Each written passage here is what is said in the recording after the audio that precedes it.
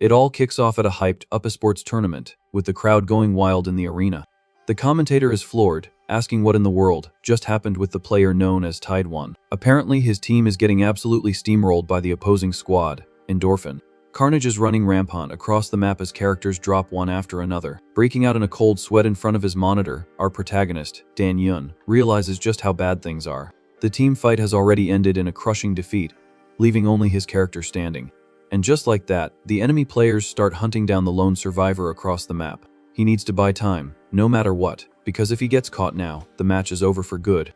The best strategy would be to pick off the retreating enemy with low health, without having to risk a big push. But suddenly, a spell smacks right into the paladin's shield. The entire crowd is in shock to see that Dan Yun has decided to go on the offensive. The commentators have no idea why he's taking such a massive, unnecessary risk. After all, the enemy player isn't just going to stand there and watch while he channels a powerful spell. Completely focused, our protagonist mashes the buttons aggressively, trying to turn the tide. With that, his character unleashes a colossal wave of destructive energy at his enemies. Along with that one failed attack in the game, the player's entire life came crashing down in front of everyone. His promising career went up in smoke in that single moment of failure. Everything came to a bitter, silent end in the empty arena. Sometime later, the scene cuts to a regular residential building in the city, in broad daylight. His room is now a total mess, with old newspapers reporting on his downfall as a pro player. Lying in bed in a dark room, he tries to get some rest. Waking up with a jolt, he sits up and puts a hand on his head, feeling the weight of the past. He realizes he just had another nightmare about his golden days. With a heavy sigh, he looks at his monitor and sees there are no account boosting requests on the site. He gets annoyed because, at the start of a new season, everyone tries to climb the ranks on their own out of sheer pride, even though they know they're not going to make it. Suddenly, the phone on his desk starts ringing, showing a private number. Answering quickly, he asks who's calling but gets only silence in return. Confused, he asks the person on the other end to go on. Thinking it's a shy client, he tells them they can just text the details, but the call drops right after. Annoyed by his bad luck, he tosses the phone on the desk, complaining that he's really not getting any work today. Feeling his stomach rumble, he mutters that he's starving. Just as he's deciding to go out for food, his phone screen glitches bizarrely, confirming a player has been found. He soon arrives at a small corner restaurant down the street. Sitting alone at a table, the ex-player starts eating his meal peacefully. Through the window, you can see a young man conjuring a magical fireball skill in the middle of the sidewalk. The spell hits a terrifying monster square in the chest right in front of the restaurant. The kid with the magic looks at his own hands, frustrated by the unreal situation. Completely ignoring the event outside, Dan Yun looks at his phone, thinking how annoying it is that fantasy protagonists are always so confused these days. Suddenly, he bites down on something hard in his food and feels the jolt in his teeth. Spitting out the weird piece, he asks the waitress if that was plastic. The woman bows repeatedly, apologizing desperately and promising to replace the dish immediately. This scene reminds our protagonist of when he himself had to bow in a humiliating public apology. He tells her not to bother since he was almost done eating anyway. Just then, two guys at the next table point in his direction, asking if that isn't that famous old pro player. They start mocking him loudly, calling the guy trash for supposedly throwing a match for cash. With no patience for their insults, he tells the waitress he doesn't want the extra dish and decides to leave. He turns his head and walks to the exit, visibly bothered by the whispers. Now walking through the bustling city streets, he tries to clear his head. Looking up at the sky, he grumbles that he'd love to get pulled into a game, positive he'd absolutely wreck everyone. Finding his own thoughts pathetic, he feels his phone vibrate in his pocket. Taking out the device, he's confused by the unexpected notification. The screen displays a bright red warning saying he has been selected as a player. Thinking his phone is broken, he looks around, not understanding the repeating message. Suddenly, the entire street scene starts flashing with floating red alerts confirming his status. Being pulled upside down by an invisible force, he still thinks he's hallucinating from playing too much. In an instant, his body is launched at an insane speed toward the heavens. Hurtling through a tunnel of purple lights, he finally realizes this can't possibly be a dream. In a total panic, he starts screaming for help at the top of his lungs. However, he notices he's not alone, spotting dozens of other people plummeting and screaming in despair through the same space. Terror grips all the abductees as they fall uncontrollably toward an unknown fate. Trying to get a grip, our protagonist slaps his own face, demanding focus to deal with the real situation. The colossal image of a glowing planet confirms once and for all that the deadly game has just begun. Falling into a dark abyss, he tries to reach out, searching for anyone else nearby. Immediately, an intense light ignites beneath his feet, surprising him. He finds himself standing in the center of a giant, mystical hall, while a system panel tells him to choose a faction, and a constellation. Analyzing the system's words, the guy tries to process these weird concepts of a Star Master. Using his gaming knowledge, he tries to compare the factions to the classic alliance systems in virtual worlds. He concludes that there are 4 main forces divided in the hall, and that this feels a lot more like the books he used to read. As an experienced gamer, he knows perfectly well that the initial choice dictates the entire future of the campaign. By joining one of the fronts, it'll be inevitable to clash with members of the other celestial guilds. With that in mind, he figures the best strategy would be to ally with the most destructive force available. Stopping before a pillar with a golden chalice, he remembers the system promised detailed explanations for anyone who got closer. The shining artifact reveals itself to be the symbol of the goddess of gambling, offering great rewards in exchange for risky devotion. Reading the information on the divine entity, the guy is completely underwhelmed. Annoyed by the lack of useful data, he complains that the text is just a bunch of pretty words and offers no decent stats to base his choice on. Danyun decides to use the interface descriptions only as a general reference, hoping the other factions aren't so vague.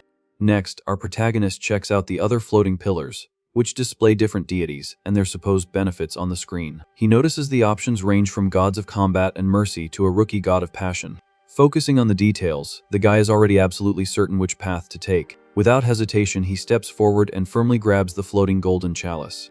The ex-player explains that most people would choose the first option on pure impulse, since the information provided is garbage. However, the real reason for his choice is that a goddess focused on gambling is totally his high-risk style. Just then, a radiant energy envelops the guy's body, confirming the official selection of the Star Master, Stella. The system begins to scan the player's height, weight, and ideological patterns as the light intensifies. Suddenly, he gets swallowed by a disgusting slime while his life history is processed for trait creation. With the attributes successfully generated, the build sequence ends, and the teleport is activated by the panel. A powerful beam of energy tears through the skies and strikes the ground of a distant, rocky canyon. The mystical magic dissipates on the ground, making way for the forced arrival of the new participant. Danyun falls to his knees on the dirt, panting and disoriented from the brutal journey. Outraged, he yells, asking if getting kidnapped out of nowhere wasn't enough. Did he also have to get groped by that weird slime? Trying to pull himself together, the guy notices a futuristic-looking bracelet stuck to his wrist. With a simple touch of the metal, a holographic interface projects into the air, catching him by surprise. He deduces that the screen displays his newly generated traits and hopes he received some useful class advantages. Reading the floating text, our protagonist is fuming when he sees the system has labeled him a gambling addict and washed up. Bothered by the uncalled for humiliation, he taps a side icon, wanting to see if it works like an inventory. A glowing grid opens up, confirming his theory, and he quickly notices he already has a weapon stored. The item materializes smoothly right in his hand, impressing him with the setting's advanced technology. But his curiosity vanishes the instant he inspects the useless piece of equipment up close. The system gave him nothing but a tiny, worn-out dagger that wouldn't scare anyone. Walking to the edge of the cliff, he mutters that these weapons and titles make no practical sense. Suddenly, a loud beep sounds from his bracelet, announcing the immediate start of the tutorial stage. A 10-minute timer starts flashing on the screen, frustrating the guy with the lack of direction. Spinning around, he demands that the AI at least teach him how to clear the stage. In that moment, the ex-player freezes in place, shocked by the colossal sight before him. A dragon with thick scales emerges from the abyss right behind him, staring him down. The monstrous beast opens its glowing jaw and unleashes a dense blast of deadly flames. Desperate from the heat, Danyun screams at the top of his lungs, asking if the game is insane for calling this a tutorial. He backs up to the very edge of the mountain, leaping backward before he becomes Adventurer Barbecue. Sweating bullets, the guy considers taking a leap of faith into the canyon, but knows the chances of ending up as paste at the bottom are high. Looking at the remaining time, he realizes that just trying to dodge in such a narrow space is a one-way ticket to game over. Grabbing his only short-range defense, he prays he won't be forced to take down a beast of that size. The guy thinks it's some kind of sick joke that they expect him to take down a legendary dragon with a butter knife. Pushing his doubts aside, our protagonist musters his courage and sprints toward the flaming monster. With his competitive mindset activated, he reasons that every tutorial exists precisely to teach the basics of survival. Since the health stats and explanations were hidden on purpose, he's sure there's a trick to it. Getting closer to the scorching danger, he concludes that the real mission is to force the user to find solutions with hidden data. Using all his arm strength, he hurls the small knife straight into the giant creature's glowing mouth. The weapon pierces the thick blast of fire, creating a thunderous, bright collision. The violent impact shoves the guy back, forcing him to quickly shield his face against the strong wind. He reveals that he noticed the old blade had a suspicious flame design etched right on the side of the metal. Confident in his deduction, Danyun explains that the symbol on the dagger was a clear clue to throw the weapon directly into the flames. The system acknowledges the player's strategy and updates the clock, changing the objective to eliminate the illusion insect. The dragon's dense smoke vanishes, revealing a bizarre demonic wasp flying in the air. The guy lowers his guard, surprised, realizing that this weird pest was the real boss. Getting into a fighting stance, he calculates that he just needs to find the right distance to smash the creature without any trouble. However, the bug shoots forward at a blinding speed and sinks its sharp stinger right into his left shoulder. With no time to react, our protagonist feels a skin tear and spits up blood from the cheap shot. The bug's blow hits the ex-player in the chest, sending him spinning through the air. Rolling awkwardly on the grass, he tries to absorb the violent fall, hearing the unbearable buzzing get closer. The winged monster lands heavily on his stomach, pinning the guy to the dirt ground. Danyun clenches his teeth, seeing the insect's red eyes prepare to inject the final venom. Using pure instinct, he shoots his hands out and grabs the creature's legs in mid-air, stopping the deadly attack. Even injured, our protagonist scoffs at the situation, asking if the dumb bug thought the fight was over. Taking advantage of the trapped insect's desperation, he uses all his pent-up anger and twists the monster's body, breaking everything with a dry snap. Panting and in pain, he tosses the destroyed carcass aside as the screen officially declares his victory in the first stage. Staring at his dirt-caked fingers, the guy dreads the absurdity of the next level, while a notification distributes max rank rewards. Instantly, a warm, magical glow starts to close all his open wounds, catching him off guard. He gets a 1,500 coin bonus but panics when he notices the teleportation lights glowing again. Sucked up by a vertical purple beam, our protagonist screams in desperation as he's mercilessly sent to the Virus City. Slicing through the dark clouds from above, the spell plunges violently into the ruins of a destroyed metropolis. The force of the landing shatters the abandoned concrete ground, kicking up rocks and smoke throughout the alley. Coughing hard from the toxic dust, Danyun leans on his knees, complaining that the cruel system doesn't even give him a 5-minute break. Brushing off his dirty clothes, he notes with relief that the magic perfectly healed all the damage from the previous fight. Resigned to the game's insane pace, the ex-player accesses the digital panel to check his unlocked rewards. The interface lists options for tactical use, revealing skills like stealth, limit potential, and trap detection. Carefully examining the screen, he finds the spells too weak and questions the lack of powers focused on direct destruction. As he scrolls through the extra data, he notices passive advantages listed, focused on translation and high-risk gambles. Our protagonist is stunned to read about a rapid growth bonus capable of multiplying all experience gain. With his experience in virtual titles, he deduces the overpowered passive came from his mythic trait from the past, just as a new time limit starts ticking. To put his new tactics to the test, a massive, crawling abomination full of flesh tentacles emerges, lurking in the shadows of the place. The mission to clear the stage appears on the panel, requiring our protagonist to eliminate a creature of the virus. In total shock, the ex-player stares at the green monstrosity with a giant flower head right in front of him. In the blink of an eye, the creature lunges forward and grabs him by the neck with absurd strength. Without mercy, the monster hurls the guy's body against a glass wall, leaving him outraged by the brutality of the situation. Danyun hits the concrete floor hard, trying to catch his breath while holding a screwdriver. Quickly, he stabs the creature with the improvised tool, looking for an opening to escape. But the beast ignores the blow and lifts him by the neck again, forcing a pained groan from the boy. Trapped in the air, he struggles desperately, realizing the enemy's physical strength is immense. Just then, the monster opens its facial petals, revealing a macabre mouth full of bizarre teeth. Knowing an attack from that would be game over, he understands he has to break free no matter what and drops the tool. Panicking, our protagonist hopes that any skill will work in this critical moment. With that, he activates his stealth technique, spending mana in a moment of desperation. His body instantly turns invisible, leaving the creature completely confused, holding nothing but empty air. Relieved, the guy realizes the trick worked, and the monster's grip on his neck is gone for good. Taking advantage of the perfect distraction, he pulls the dagger straight from his inventory with a deadly look in his eyes. Without hesitation, he lands a fatal blow, sinking the blade right into the back of the distracted abomination's neck. Green blood splatters far, marking the end of the violent combat and absolute silence. The system makes the victory in the second tutorial official, as the enemy's body collapses, lifeless, in the filthy room. Panting, he concludes he wouldn't have suffered so much if he had used stealth to attack from behind from the start, and decides he needs to control his body better in this crazy world. Right after, a golden light envelops our protagonist, initiating his physical recovery, and the system awards him 10 coins along with a survival kit. Curious about the prize he earned, he opens the glowing interface to check his newly acquired digital inventory. The mystery package is revealed to contain 3 antidotes for the spreading virus, an emergency ration, and a map of the city. Looking through the structure's broken window, he grumbles that the game wants to force a real survival situation from now on. Focused on the challenge, Dan-Yun attaches an improvised flashlight to the handle of his dagger, creating a makeshift utility spear. Using his teeth, he pulls on bandages, wrapping his arms firmly to protect himself in the brutal environment that awaits. Dusting off his cloth backpack, the ex-player lets out a heavy sigh as he arranges the final details of his equipment. Now fully armed and with a confident posture, he positions himself, ready to face any abomination that crosses his path. The holographic bracelet beeps, starting the 3rd stage, which requires reaching a safe zone within a strict 24-hour limit.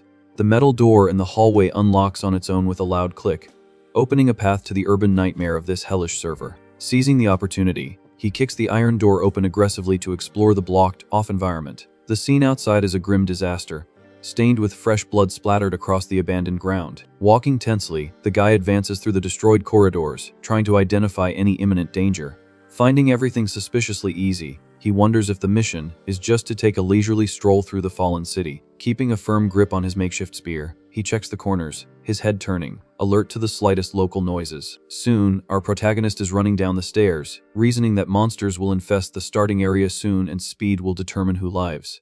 Reaching the empty ground floor, he fearlessly leaps through a shattered window, quickly escaping the confines of the haunted building. Safely outside, he activates the urban mapping function, sliding his finger across the blue-lit technological interface. Reading the area radar, the ex-player celebrates that enemy targets are marked in red, deciding to take a shortcut through the alley on the right, which seems much clearer. Suddenly, a sharp scream of pure terror rips through the tense silence of the ruins, completely grabbing his strategic attention. Looking in the direction of the frightening noise, he sees a woman on the asphalt, cornered by another disgusting creature with a bizarre flower head. Crying in absolute desperation, the survivor extends her arm, begging for any help before the worst kind of bloodbath happens. Completely out of patience, Dan-Yun judges her actions as incredibly foolish, remembering that the friendly part of the tutorial ended a long time ago. Determined to focus exclusively on his own goal, he starts to walk away from the commotion, marching in a cold, calculating manner. But the guy's firm steps stop dead on the cracked asphalt as an invisible weight takes over his sense of morality. Annoyed with his own stubborn empathy, he curses that he's lost his mind and sprints back at full speed to see which useless civilian is crying for help. The monstrous beast throws open its mouth, full of deadly teeth, lunging straight to bite the terrified victim's face on the grimy ground. With an impressively fast dash, the guy slams into the monster, sending it flying with unparalleled brutality, far away from the defenseless woman. Standing firmly in her place like a human shield, he tells the civilian to get up and run to the alley on the right, while keeping an eye on the traps ahead. As the spiky creature furiously gets back up, our protagonist channels his own energy, activating a hidden magical assessment skill to scan the threat. The instantaneous reading from the luminous panel confirms his suspicion that this green target is definitely not just some low-level mob from an easy map. The red screen classifies the bizarre anomaly as a rank D virus spawn assassin, which lets out a terrifying hiss, displaying arms with natural bone blades. Without backing down a single step in the face of its brutal appearance, the boy smirks, confident in his own mental tactics, and declares he can shred this thing on his own. To ensure complete annihilation in the blink of an eye, he calls for the immediate use of his physical enhancement, aggressively combined with his newly discovered limit potential technique. The incantation instantly summons a small, glowing virtual die that rolls freely in a dark space within his internal existential plane. Maniacally focused on the head-to-head combat, the ex-player shoots off in a phenomenal sprint toward the lethal abomination, dagger at the ready. The magic die rolls a super high number and instantly begins to explode in a golden aura of pure, concentrated physical power. All the accumulated force from that lucky roll flows like a burning river into the guy's right fist, generating an blindingly intimidating heat. The system hastily notifies the user of a sudden level increase, as the starlight from the enhancement overflows and sparks, exploding the die's symbol in mid-air. With an absurdly thunderous impact, Dan-Yun lands a destructive punch that tears the monster's body clean in half, pulverizing green flesh and splattering gunk all over the alley. The titanic force from the punch passes through the dead beast's biological matter and generates an invisible shockwave that shakes the rubble and sweeps the dust from the surrounding ghost town. A floating blue panel appears, brightly congratulating the newcomer with the title of the first survivor in the entire region to obliterate enemy of that dangerous elite level. Flashing a slight smile dripping with pure arrogance, our protagonist feels the blood run hot in his veins, confirming once and for all that this all follows the cursed rules of an unreal video game world. He boasts in his own thoughts, remembering that in the digital universe he came from, raw physical attribute calculations and levels always dictated the final word in every tournament that ever existed. The guy breathes in the polluted air and observes with total disdain the disgusting remains of the corpse sliced in half on the grass, still silently processing the monstrous impact of the destruction he caused with his own bare hand. Receiving a glorious 500 virtual coins in his virtual wallet, he's shocked by the brutal perfection of the cut, thinking the lethal damage from his souped-up punch, powered by the cursed artificial system, is completely insane. Soon after, the mechanical intelligence congratulates the boy again and automatically raises his magic class, gifting him the fantastic Anomaly Hunter skill, his right hand glowing incandescently with residual heat. Taking advantage of the silent celebration of his brutal victory, his personal inventory processes the grand prize and divinely materializes a shining sword forged from mystical energy, which emanates a highly destructive elegance far superior to his rusty little knife. Just then, the girl he saved from the carnage approaches, her legs still shaking, and bows her torso in a trembling gesture of deep gratitude for the limitless courage shown in rescuing the futile life she carries. She makes a point to politely introduce herself as Beijai Hyan, overflowing with nervous friendliness, and swallows hard, wanting to know if the deity in human form before her is a fellow South Korean by birth from the old earth. Cutting off the conversation before it can even start, Dan Yoon hits her with his coldest tone, not even making eye contact. He warns her with ice in his veins that she should count this little heroic act as her first and last free save in this messed up apocalypse. Completely thrown by the harsh shutdown, the woman's words get stuck in her throat and she freezes in place, processing the verbal slap down from her supposed knight in shining armor, who in her twisted theory should have been nice. Methodically tightening the loose bandages on his scratched arms, he lectures her in a monotone voice that absolutely none of the strangers in this savage place will be dumb enough to sacrifice a single hair for useless people who choose to be cowards on purpose in a world built on pure instinct. The guy shatters any of the young woman's gentle illusions with a coldness as sharp as ice, guaranteeing that if she keeps betting on the pity of others in a complacent way, the consequences will be absurdly painful and swift in the filthy course of this endless labyrinth. He cracks his hardened knuckles, looking over his own injured shoulder just to underscore the cruel prophecy that on her next foolish stumble through this grimy map, it will be her own ignorant flesh being devoured alive and decorating the ground like rotten trash. With the terrible, blood-soaked warning perfectly delivered, our protagonist definitively turns his face away and begins to walk his path through the macabre alleys, leaving the aforementioned girl behind to deal with her own bitter choices in silence. Grabbing the protagonist's jacket from behind, Beiji Hyan yanks him back abruptly, interrupting his solitary walk. Annoyed by her action, Dan Yoon turns his head, asking what the heck she thinks she's doing. The survivor admits she's very grateful for his earlier help, but warns him that he shouldn't act so arrogant, since leaving her behind here would be her end. He's completely baffled by the girl's point and questions what she wants him to do in the middle of this chaos. Treating the answer as the most obvious thing in the world, she gestures excitedly, expecting the guy to guess her value. Just then, the ex-player remembers seeing her compete in archery on TV before the apocalypse, confirming the identity of his new companion. Walking through the destroyed alley, he comments that a real professional archer is much more impressive than he imagined. The system confirms his suspicions, displaying the passive skills of Eagle Eye and magical intuition that the girl has in her player profile. Satisfied with the reveal, Jae Hyan comments that she's already spilled all her secrets and tries to find out what the guy did before ending up in this hell. Killing the mood instantly, Dan Yun tells her to be quiet and warns that trying to maintain a mysterious air like that ruins the whole vibe of their alliance. The two continue to advance through the rubble of the metropolis in silence, surrounded by abandoned vehicles and destruction on all sides. Carefully assessing the surroundings, our protagonist quickly realizes that something is very wrong with the atmosphere of this narrow street. He points to the ground, noticing that the number of bodies piled up here is completely abnormal for a starting area. Determined not to risk his own neck for nothing, the guy declares that it's better to fall back to avoid the imminent danger. However, the archer's eyes catch a swift movement in the shadows, and she screams desperately for him to get down immediately. A dense, scalding beam of red energy cuts through the alley at that very moment, exploding the ground just inches from where the two were standing. Startled by the force of the surprise attack, Dan Yun quickly activates his magical assessment skill to identify the new threat. The system panel classifies the giant, tentacle-covered monster as a rank D, virus spawn archer, which appears roaring in the middle of the street. With no time to think of a better strategy, our protagonist tells his partner to run as fast as she can into the commercial building next to them. Completely confused by the suicidal plan, Beiji Hyan questions the idea of entering a closed space right in the middle of all this commotion. Looking into the dark interior of the place, the ex-player realizes that the environment inside doesn't seem safe for hiding either. Holding his glowing sword firmly, he displays a confident posture, ready to clear a path through brute force. Without hesitation, he charges the first monster that appears at the door and lands a clean slash right across the spiky creature's chest. The pair turn their heads, startled, upon hearing a bizarre noise coming from the depths of the abandoned building's dark lobby. Dozens of anomalies with giant flower heads begin to crawl along the corridor walls, completely blocking the only internal escape route. Desperate as the circle closes in, the archer shrinks her shoulders, asking if it wouldn't be better for them to turn back and face the street again. However, the giant creature outside is already charging a new destructive beam, trapping the two between the enraged horde and the lethal attack. The red energy blast is fired with even more violence, tearing through the asphalt in a straight line right toward the guy's chest. Pinned against the wall, Danyun summons his limit potential technique to try and force his luck in such a critical moment.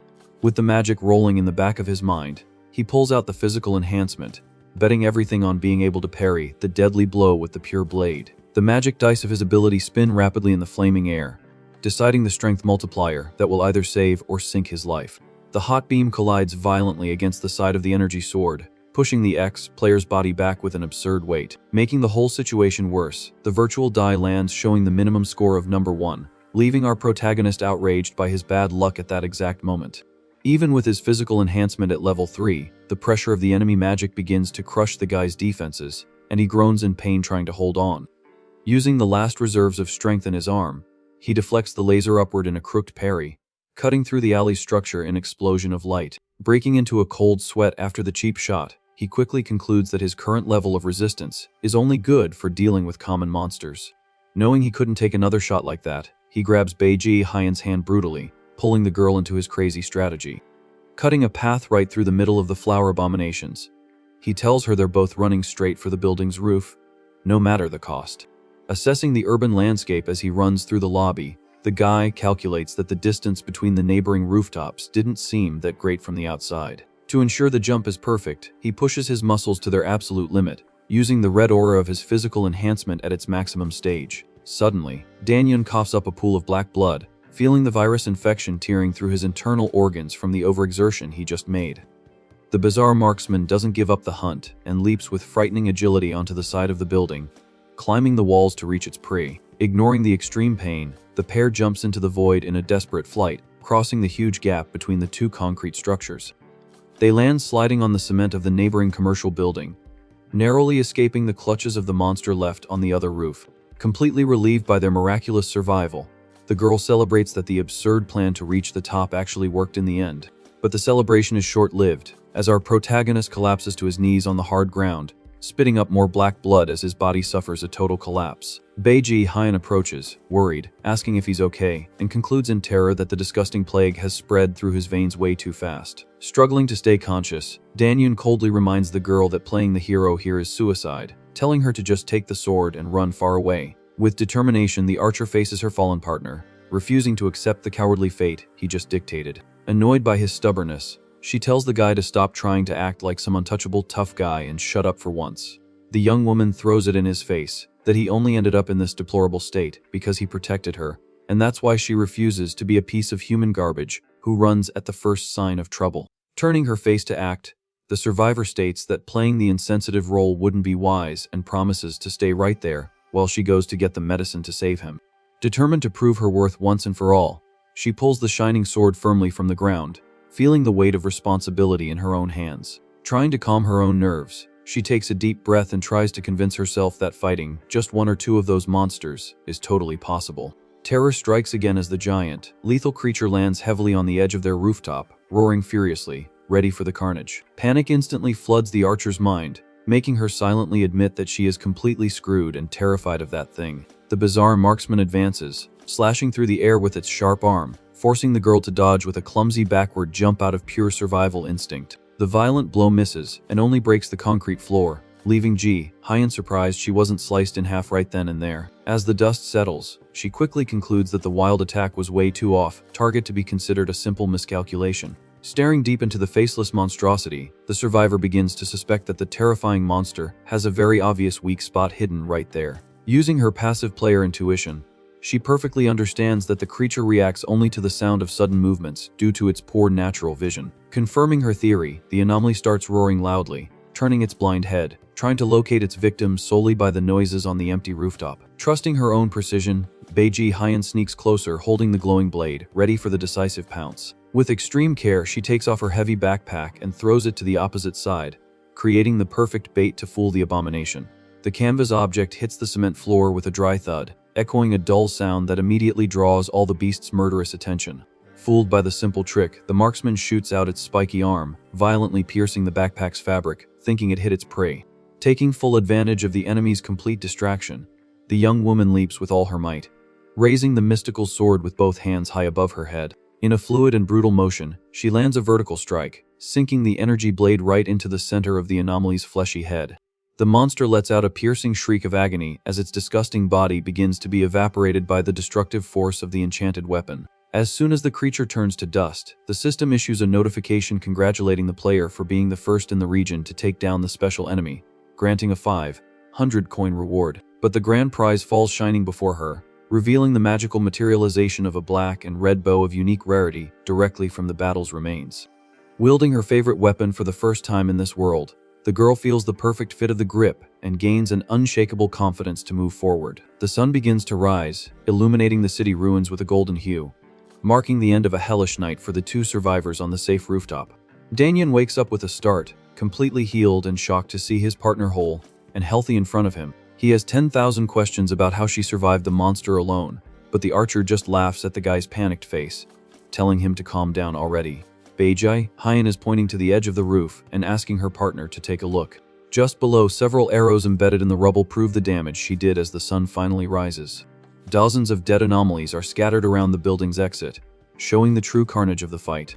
Impressed by the massacre, Danyun is shocked by her skill and wants to know what their next step is. The archer oozes confidence with the weapon in her hand, ironically asking if he'd prefer the explanation on the way down the stairs or by jumping across rooftops. As morning brightens the destroyed metropolis, a large gymnasium stands out on the illuminated horizon. Exhausted, several survivors begin to approach the huge green structure, seeking some safe refuge.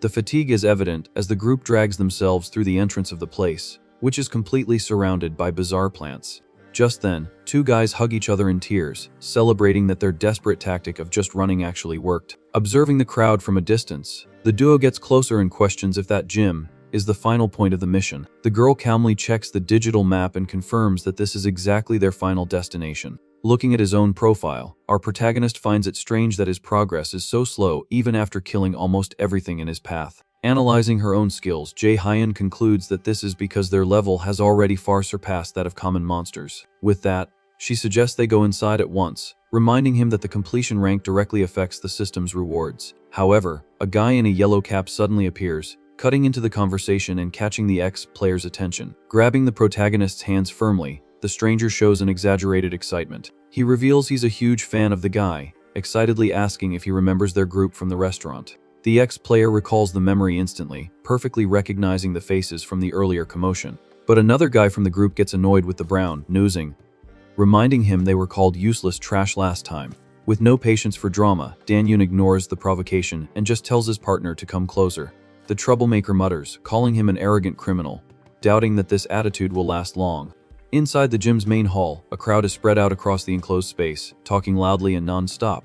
Assessing the environment, our protagonist calculates that about 100 people managed to make it there alive. Seeing the groups forming, he deduces that gathering so many people in one place looks like preparation for a team battle. Suddenly, the blue hologram beeps, confirming their arrival at the safe zone and ending the third stage. For his brutal achievements, he gets a max rank and earns 2,000 coins along with 4 survival rations. Holding the small boxes, the guy is disappointed to see that the items only provide a single simple meal. The system issues a general red alert, informing them that all players in the sector have arrived and the stage has ended early. A thunderous noise startles the crowd as heavy metal doors descend and lock all the gym's exits.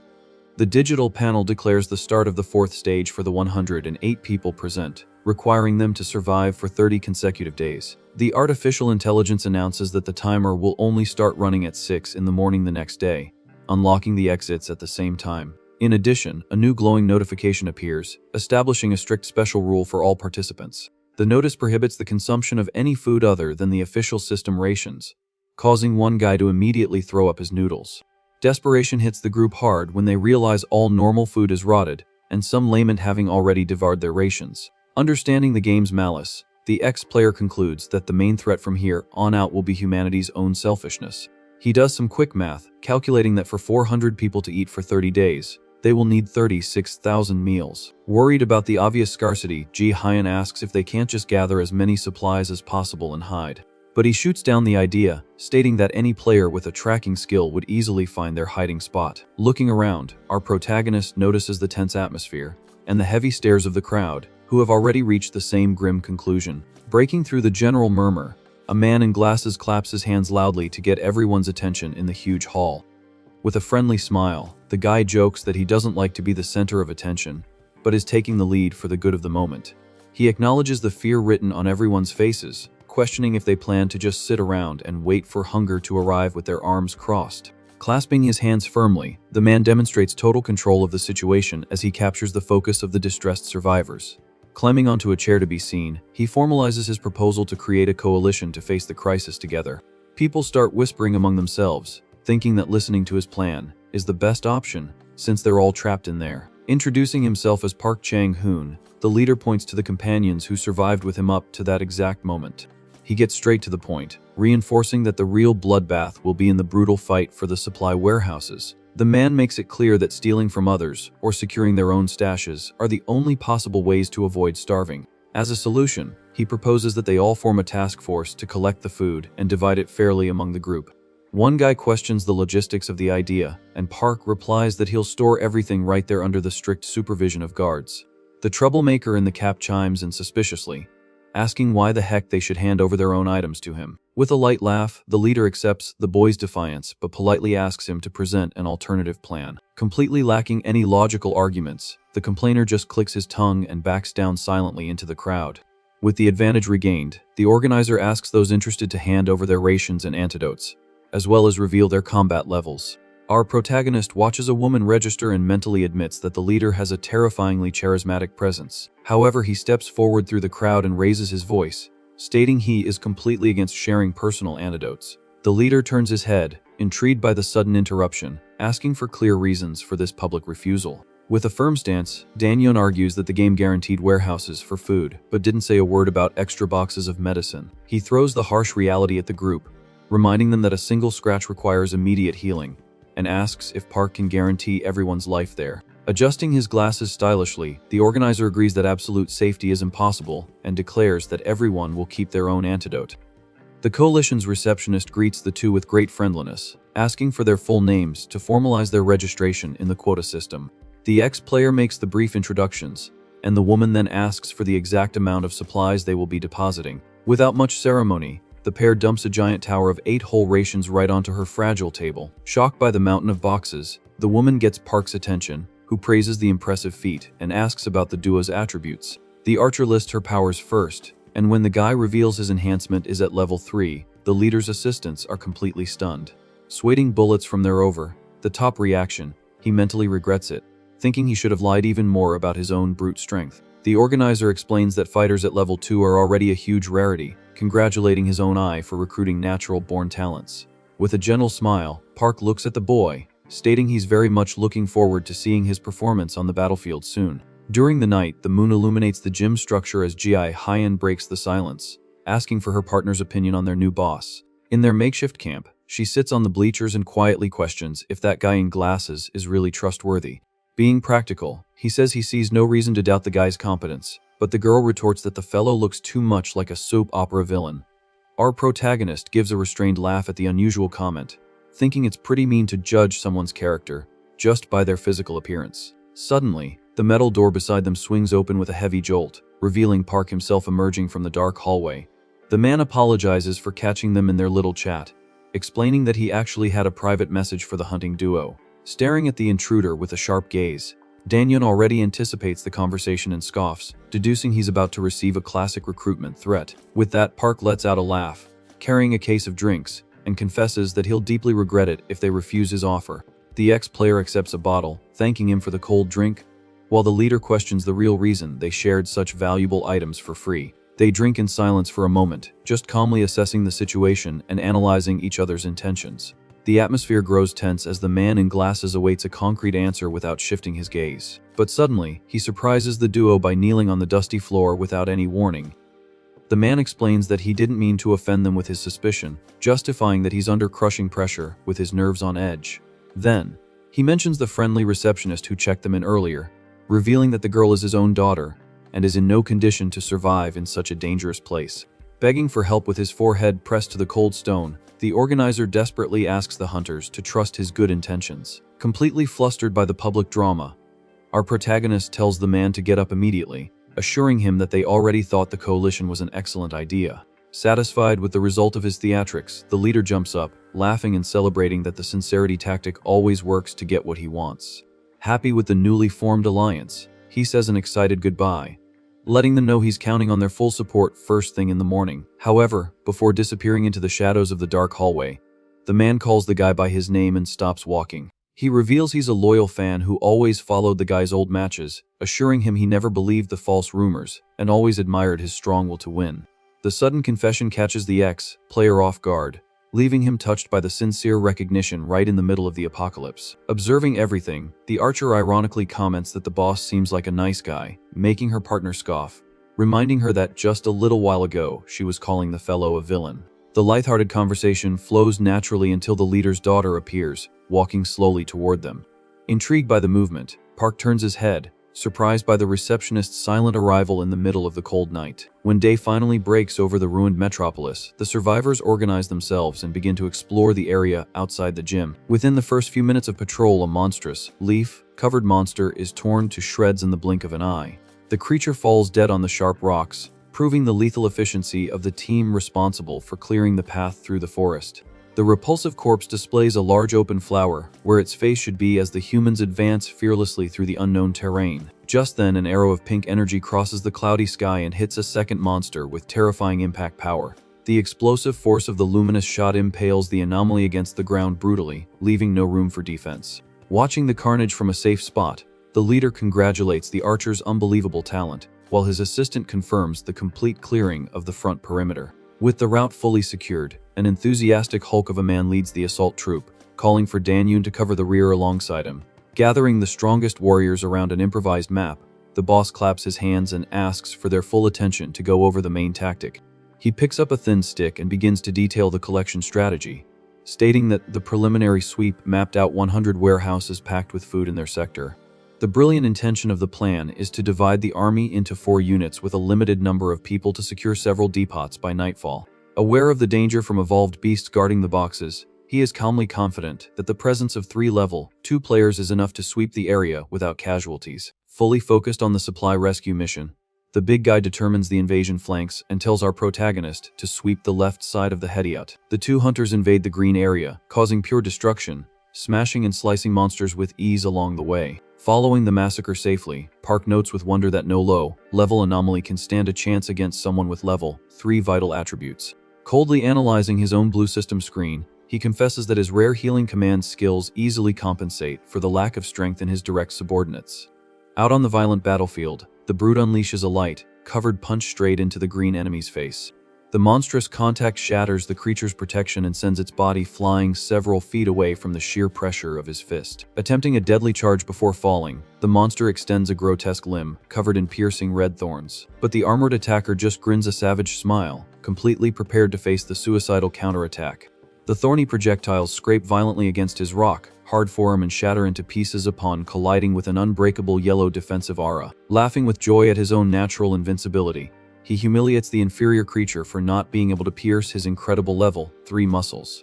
Holding the weakened beast by the neck, he yells for Dan-yoon to hold his position in case any targets try to escape through the low brush. On the other side of the trench, the ex-player moves like a blue blur and slices through a huge enemy leaf as if it were confetti.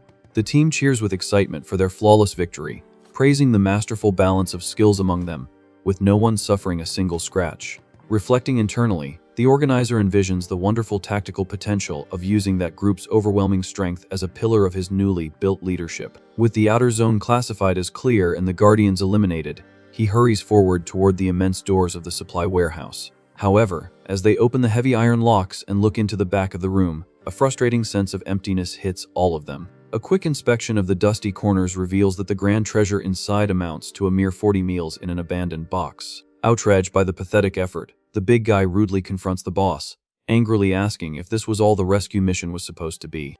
Cold sweat drips down Park's forehead as he stammers disconnected words, trying to find an acceptable excuse for such a colossal failure. The organizer's unshakable facade finally breaks as uncontrollable panic consumes him upon realizing the size of the hole he's dug himself into. Sinking into an asphyxiating psychological terror, he remembers the crowd of hungry people he recruited under the promise of constant abundance and comfort. He feels he's dug his own grave by trying to ride on the coattails of others with excessive arrogance, and fears the survivor's impatience will culminate in his brutal execution. Preventing the imminent breakdown, our protagonist grips his partner's tense shoulder, firmly telling him to get a grip as fast as possible. The guy argues in a calculated manner that leaders can't fall apart over a mediocre setback, and proves that focusing on these tiny depots was a total shot in the dark. Using cold, direct logic to outline the next step, he points out that invading the large central warehouse is the only obvious outcome, despite the high risk. Facing the harsh reality of the hellish trial, Dan-Yoon warns that no one will survive the 30 long days if they don't muster the courage and firepower to take the colossal warehouse. After laying down the hard rules of the game, he turns his back, leading the charge to restore confidence while the others process the bold plan without question. Still trembling to his fingertips, Park tries to keep up the pace and orders them to collect the insignificant leftovers so they can plan their tactics back in the safety of their base of operations. Walking firmly down the potholed street, the experienced hunter just dryly validates the new order, focused on the imminent carnage in the main sector. Reinvigorated by the return of hope, the man in glasses throws the few boxes on his back, loudly assuring them that giving up was not yet part of his grand plans. Inspired by the new lease on life he's been given, he rebuilds his own motivational posture, counting on long-term security and the vast herd of allies willing to fight for him. However, this strong injection of cheap optimism withers like an old flower as soon as he steps back into the gym's rest hall. Paralyzed in the midst of chaos and dropping the supplies on the dirty floor, he's petrified to see that the refuge's stockpile of riches has been mercilessly looted. Around the bare shelves, several coalition guards are passed out on the cold cement floor like useless dolls. Desperate for his defenseless daughter's safety, the leader runs to Sia, anxiously checking if the girl was physically harmed during the shameful raid. Cowering and terrified, holding her hands close to her chest, the receptionist confesses through tears that the ones responsible for the entire cruelty were He's team. In a dark mental flash, she remembers the exact moment the traitor appeared, feigning false relief near the supply control desk. Disguising her disgusting true intentions with pleasant small talk, the intruder justified her early return by saying the searches in the designated warehouses were a complete success. Then, another accomplice deliberately planted the seed of fear, falsely muttering that the resource scarcity would kill the boss's plan in a few days. Taking advantage of the girl's innocent shock, the malevolent woman revealed her true evil face, declaring that the real disaster was already among them. Actively instigating absolute despair without batting an eye, the swindler prophetically claimed that this ridiculous little human huddle would never endure the merciless system's month-long trial. Ending any chance of dialogue, she pointed a dubious syringe at the girl and threatened to start the massacre herself without holding back. The victim's memory ends abruptly with the bizarre silhouettes of the traitorous hyenas surrounding her in a laughing, completely oppressive darkness. Back in the harsh present of the desolate reality, the young woman whimpers that she passed out right after that and only woke up when the entire den had already been cleaned out. A panicked murmur consumes the newly arrived hunters as they watch in disbelief the pile of soldiers cowardly knocked out by the other alliance's wicked cunning. Shaking with pure homicidal rage, the organizer laments his own fatal negligence in underestimating the greedy and false nature of the swindler when he recruited her. The atmosphere heats up in the wrecked lobby as the big guy accuses the leaders of being crooks. Pointing a finger in Park's face, he tells the man to shut up and declares the end of their trust. The warrior doesn't buy the excuse that 6 people vanished with 200 boxes of food that quickly. Convinced it was a setup, he accuses the organizer of faking the robbery to cover up the lack of supplies. Desperate on the floor, the boss in glasses begs for a chance to explain the bizarre situation. Outraged by the accusations, the protagonist's partner jumps into the fray, defending the leader. She throws it in the big guy's face that they would never hurt their own daughter, just to save their own skins. However, the man coldly dismisses her argument. He then asserts that desperate people are capable of any atrocity to survive. Absolutely indignant at the absurd stubbornness, the woman boils with rage. Resorting to physical aggression, she tries to attack the offender while Park gets in the middle, pleading for calm. Unable to control the chaos, the organizer looks back, begging for Dan Yun's immediate help.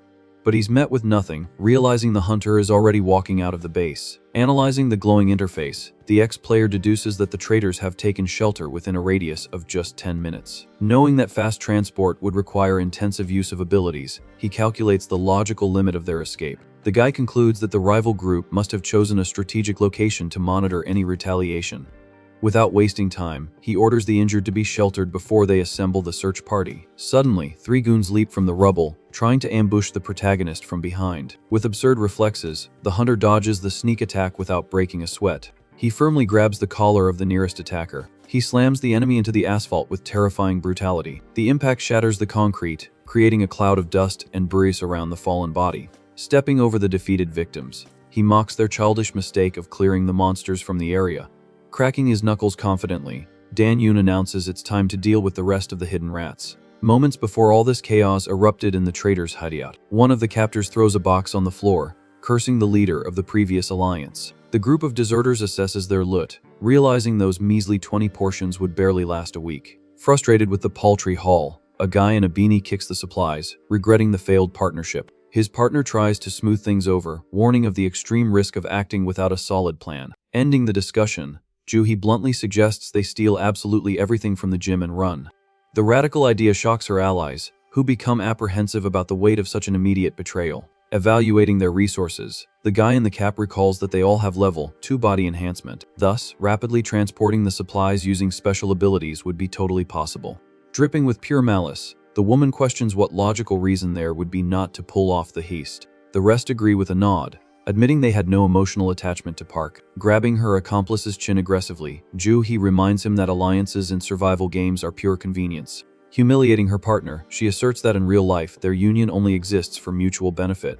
Fearful of the consequences, another member of the gang questions how they would deal with the fury of a chase. He openly fears Dan Yun's overwhelming power, knowing that 6 people wouldn't stand a chance in a fight. But the leader scoffs at the protagonist's Plike's player title, stressing that the reality here was very different. Exuding a terrifying red aura, the swindler orders the group to obey, guaranteeing she would handle the final blow. Back in the tents present outside the occupied warehouse, the experienced hunter invades the enemy territory in complete silence. Bathed in the sunlight filtering through the cracks, he walks calmly through the dusty corridors.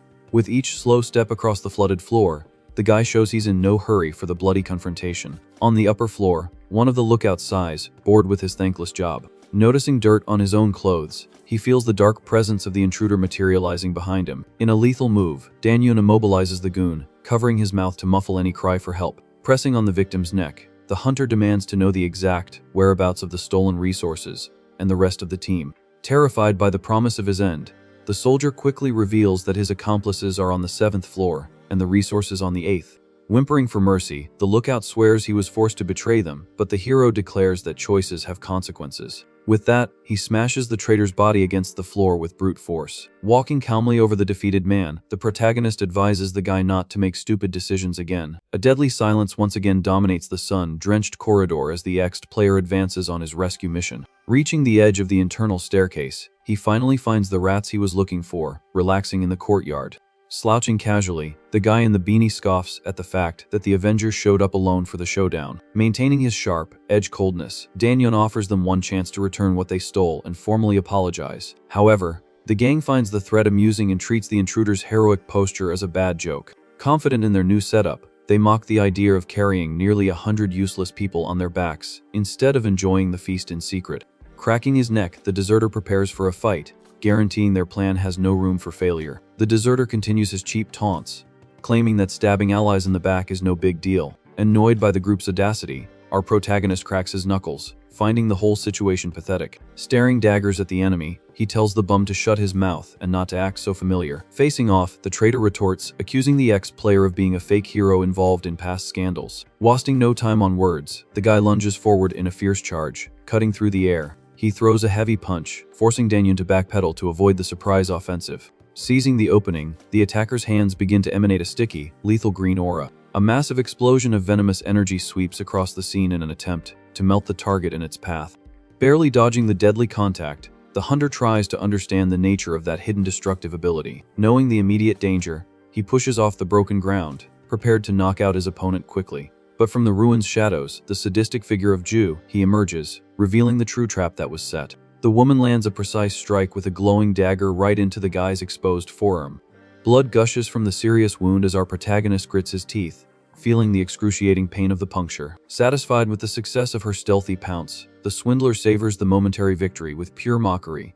Twirling the bloodied weapon, she ridicules the hero's arrogance for invading hostile territory without even bringing any decent gear. Holding the blood-stained weapon, the swindler strikes a smug pose, pleased with the success of her sneak attack. Retreating mid-air, our protagonist analyzes the encirclement, noticing the knife-wielding psycho on his left and the hatter on his right with dangerous attacks. Bleeding from the mouth, he quickly calculates that he needs to create distance and take out the woman first. Just then, the hunter nimbly dodges a heavy attack from the goon. Annoyed by the escape, the provoker tells the target to stop moving and hurls more insults. Landing firmly, Dan-yoon gains the necessary space while the trio spreads out to corner him. Facing the group, the hero scoffs at their cheap attempt at intimidation, questioning if that would really work. With a cynical posture, the hater retorts, asking why the ex-player can't look away from the assassin. In that instant, the guy realizes the lethal effect of the enemy's ability, which is manipulating his attention. Without hesitation, he charges straight for the woman in an explosive sprint. Getting right in the swindler's face, the hunter tells her that her big mistake was not checking his profile before attacking. Startled by his absurdly close approach, she tries to make sense of the situation as he declares that her wounded pride will be fatal. Without mercy, Dan-yoon lands a brutal punch to Ju-hee's face, sending her body flying backward. Taking advantage of the distraction, the marksman fires a huge blast of lethal green energy at the hero. The impact of the magic kicks up a dense cloud of dust and rubble where our protagonist was standing. Down in the middle of the smoke, the ex-player groans in pain, feeling the weight of the last confrontation. Coughing up blood, he covers his mouth as the damage begins to take its toll on his body. Observing the target's weakness, the assassin comments with relief that the drug's effect has finally started to kick in. The guy connects the dots, realizing the dagger's blade was coated with a strong poison. Analyzing the enemy's tactics, he understands that the girl and the hater provide cover for each other while the marksman blocks his vision in a well-executed scheme. Cornered and injured, the hunter accepts that the only way out now is to pray he doesn't roll a low number on his ability. Resolved, he announces that he's going to end this using his full potential. The woman mocks him to his face and guarantees she won't be as careless as her target was. With a furious look, Dan-yoon loudly activates his special ability, trying to turn the tables. Confident in an easy victory, the swindler advances quickly, holding her dagger, ready for the kill. Seeing his own blood drip onto the floor, our protagonist reflects that, in the end, these three were just ordinary people without his experience. But he soon admits that thinking this way was pure arrogance in the face of such a persistent trio. The assassin closes in lethally while the hero remains on his knees, seemingly vulnerable to the final blow. Pressed for time, the guy urgently forces the activation of his power again. In that instant, a glowing, flaming die appears out of nowhere, rolling in the air until it stops on the number 5. Feeling the energy flow, the ex-player celebrates the excellent result of the roll. With a nimble movement, he uses his glowing hands to rip a huge chunk of concrete from the floor. In the blink of an eye, our protagonist hurls the heavy stone at the enemy duo.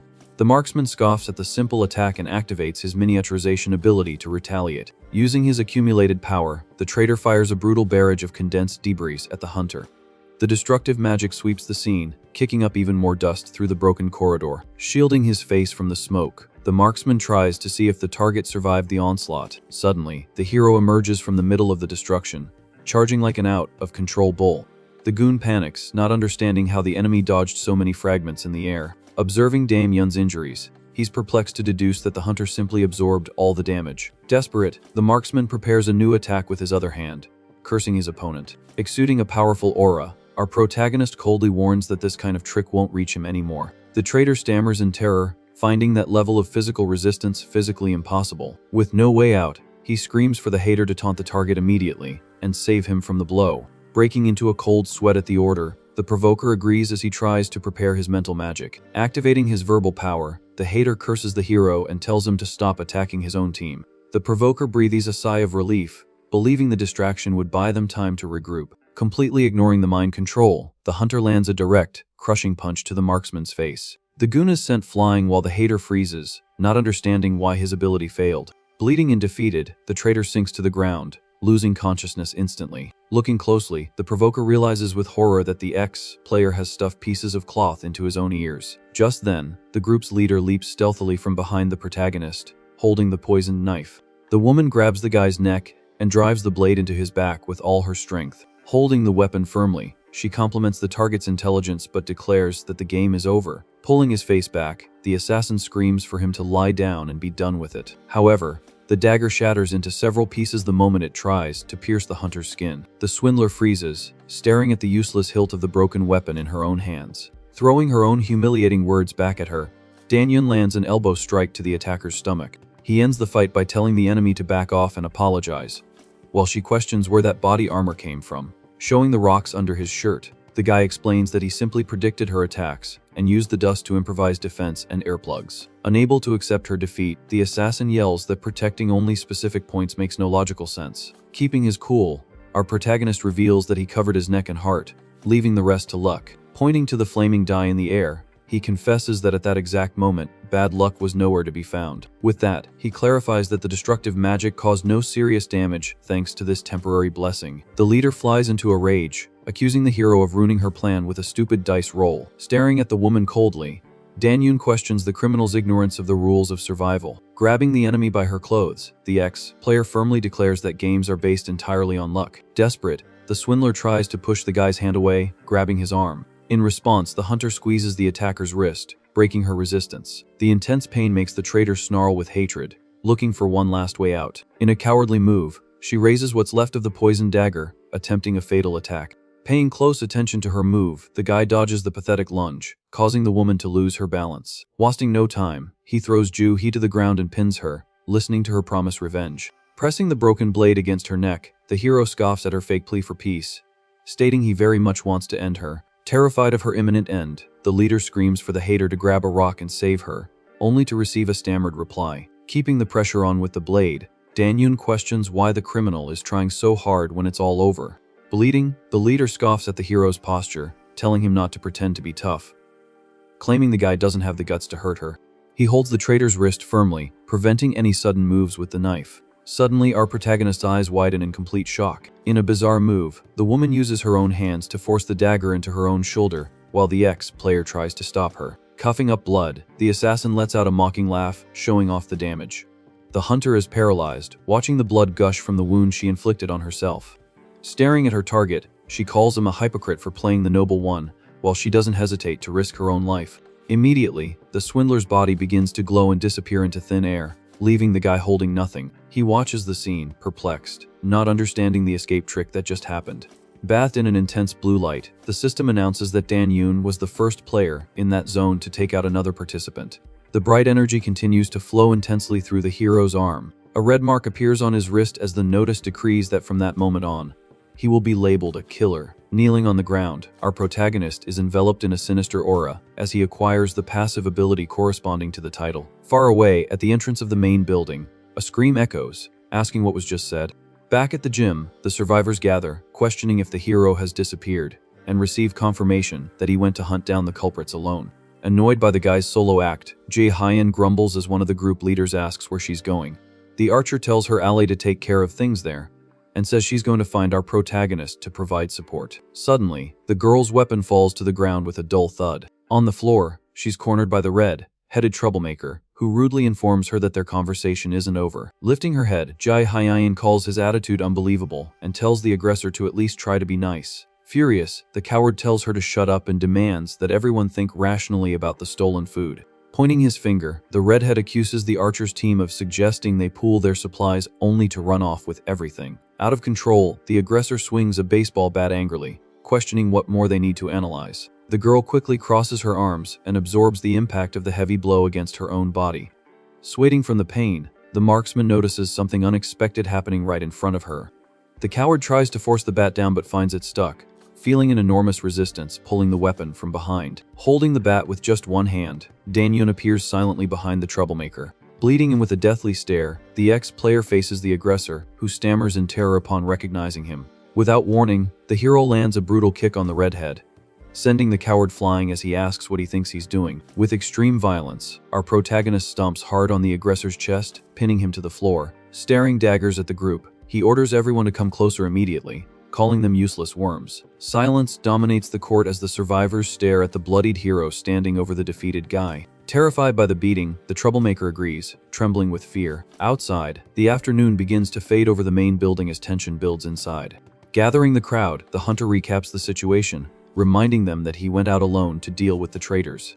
Sitting in an intimidating manner, he sighs with frustration that they started destroying each other because they couldn't wait a little while. Maintaining a serious posture, Dan Yun reminds them that up until that moment, he had treated everyone with due respect. But from the stage, the ex-player declares that the incident proved they are all trash and that from now on, they will be treated merely as game pieces. The crowd is shocked to hear the new absolutist rule dictating that any disobedience will result in immediate expulsion. Observing the drastic change, Jae-hyun grows concerned, thinking the hero has suddenly become a completely different person. Getting straight to the point, the guy announces the training to retake the central warehouse and divides the people into 3 distinct groups. The first team, focused on combat, will have the objective of securing small stashes and gaining real experience outside. The training team will focus on fighting internally to rapidly raise the group's skill levels. Finally, he looks at the redheads group and announces that the spineless cowards will form the trash team under his direct supervision. During the grueling training, our protagonist orders a fallen guy to get up, demanding that his body enhancement reach level 3 that day. Exhausted, the survivor retorts that he'd rather just focus on saving food without caring about winning a death game. Furious with the authoritarian order, the man yells, questioning why he should follow the rules of this crazy training. As a swift response, Dan Yun lands a merciless kick right in the rebel's face. Grabbing the coward by the collar, the ex-player sharply asks if he thinks this is all just for fun. Punching the guy repeatedly, the hunter warns that at any moment another team could attack them and cause a total wipeout. Completely out of control, the hero prepares a brutal punch, asking if the useless guy wants to meet his end. Suddenly, an arrow whizzes by and sticks in the floor just inches from the aggressor's arm. The entire gym falls into absolute silence, watching the unexpected intervention. Holding her bow, Jae-hyun stares at the leader and coldly suggests they talk somewhere else. Alone in the hallway, the girl confronts the hero's attitude, stating that his aggressive behavior doesn't suit him at all. Arguing firmly, the archer tries to explain that people are just scared and need encouragement instead of fear. With his back turned, Dan Yun says his ally's name in a serious tone, cutting off the moral lecture. Without backing down, she questions the guy's pride, reminding him that he was useless recently too, and even owes his life to her. Provoked by the direct offense, our protagonist spins around brutally with a threatening glint in his eyes. Without hesitation, the ex-player fires a lethal magic blast that explodes on the wall near the archer's face. Readying her own bow, Jae-hyun accepts the challenge, muttering that someone here needs a reality check. Screaming at the top of her lungs, the girl asks if the hero wants her to beat some sense into his head. Staring daggers at his ally, Dan Yun observes the shot embedded in the wall and asks with contempt what she thinks she's doing. The hunter's face contorts with pure rage as he declares that anyone who stands against him will be kicked out immediately. With an explosive start, our protagonist charges through the storage room, ready to crush his opponent. Taking advantage of the distance, the archer fires an intense volley of pink energy arrows at the target. Using his absurd agility, the guy dodges the magical barrage without slowing his run. Leaping over the stored equipment, the ex-player avoids another sequence of dangerous attacks from below. Retreating strategically, Jae-hyun uses the basketball racks as cover to continue shooting. To force his way through, the hero kicks a huge vaulting box with full force toward the archer. The impact shatters the box in mid-air, forcing the girl to quickly dodge the cloud of splinters. Tearing through the dust and broken wood, Dan Yun closes the distance in an aggressive and swift pounce. With nowhere to run, the archer draws her bowstring to its maximum, preparing a deadly point-blank energy shot. But before she can release the arrow, the hunter prepares a strike charged with bright pink magic directly at his former partner. It all starts with Dan Yun prepping a lethal magic strike, certain he's won, and that the girl has no way to fight back now. However, Jae-hyun kicks a basketball off the floor with all her strength. The ball flies straight toward the protagonist's face, hitting him square in mid-air as the girl completes her move. With the sudden impact, the hunter loses his balance and falls flat on his back on the court floor with a dull thud. Coughing a bit from the fall, he hears the archer warn that if he had tried to launch that attack from there, it would have been extremely dangerous. Just then, she quickly approaches and stomps hard on the wooden floor, right next to the fallen guy's head. The hero gets a massive shock from his ally's aggressive and sudden action. To ensure total immobilization, she presses her shoe firmly on his left arm. The girl looks down at the protagonist, telling him to stop being a useless man and suggesting a civilized conversation. Pinned to the floor, Dan Yun remains completely silent, processing the scolding he just received. Finding his voice, he retorts that his stance hasn't changed, and that they'll all be annihilated if they keep playing at training. The archer understands the guy is tense because of the recent betrayal, but questions if he really needed to go that far. Completely agitated, the hunter screams at the top of his lungs that he saw the carnage happen with his own eyes. Despite the piercing shout, the girl maintains her unshackable posture while the ex-player remains pinned beneath her. He recalls the previous massacre and asserts in revolt that people meet their end way too easily in this wretched place. Furthermore, the hero points out how simple it is to hurt others when your own survival is on the line. Mentally exhausted, he rests his head on the floor, confessing that he felt that terrible weight in his own hands. The hunter pleads for understanding, asking for the girl's cooperation to prevent his mistakes from causing more casualties on the team. Faced with that sincere outburst, Ji-hyen's gaze softens, and she calls her partner's name in a much calmer tone. But in a sharp move, she yanks his arm up, making the guy scream in pain, demanding she move her boot off him. Sitting on the floor massaging his sore wrist, he hears his ally say that the protagonist is getting things all wrong. Annoyed again, she yells, asking why the leader keeps trying to carry the weight of the entire world on his own shoulders. The girl states that the desire to help is admirable, but makes it clear that it doesn't give him the right to treat everyone like trash. Extending a friendly hand, she tells the guy to get up so they can leave, leaving him confused about their destination. With few options and still in pain, the ex-player firmly takes the archer's hand, accepting her help. As she pulls the protagonist back to his feet, the girl matter-of-factly replies that all the survivors are waiting for him. Back on stage, Danyun apologizes for his earlier hostile attitude but reinforces that the training is vital and tells Helgen to reveal his height and weight. Confused by the unusual request, Helgen informs him that he's 182 centimeters tall and weighs 85 kilograms. Without any prior explanation, the hero firmly grabs the big guy's wrist. Using the quick leverage, he spins his body, preparing to throw his larger ally. Whispering close to Helgen's face, Danyun tells his colleague to activate the iron body skill immediately. The survivor's body glows an intense golden color as he's thrown, leaving the crowd completely shocked by the force of the blow. Remaining calm, the hero explains that at 176 centimeters, it would be impossible to throw someone so heavy under normal conditions. Displaying his own magical aura, he reveals that a difference of just 2 levels in body enhancement creates an absurd strength gap between players. To demonstrate, the hunter takes a gigantic leap and intercepts his thrown colleague mid-air. Without a shred of mercy, the protagonist lands a brutal kick to his ally's back, driving him straight into the stage's floorboards. A cloud of dust rises throughout the gym as the leader claims that even an absurd attack like that can be withstood. From the midst of the wooden debris and thick smoke, Helgen's hand emerges, groping the floor, completely intact. Climbing out of the small crater, the big guy gets up, dusting himself off and proving that the right skill ensures survival in extreme combat. As he helps the guy back up, Danyun agrees and questions who there would survive that impact without proper preparation. Pointing a firm finger toward the venue's door, he warns that outside, there are much stronger enemies and beasts ready to execute them without warning. Even so, the leader offers a merciful choice, allowing anyone to give up and live in the adjoining rooms without suffering punishment. Feeling the brutal weight of responsibility knocking, one of the survivors suddenly stands up with a grim face, catching everyone's attention.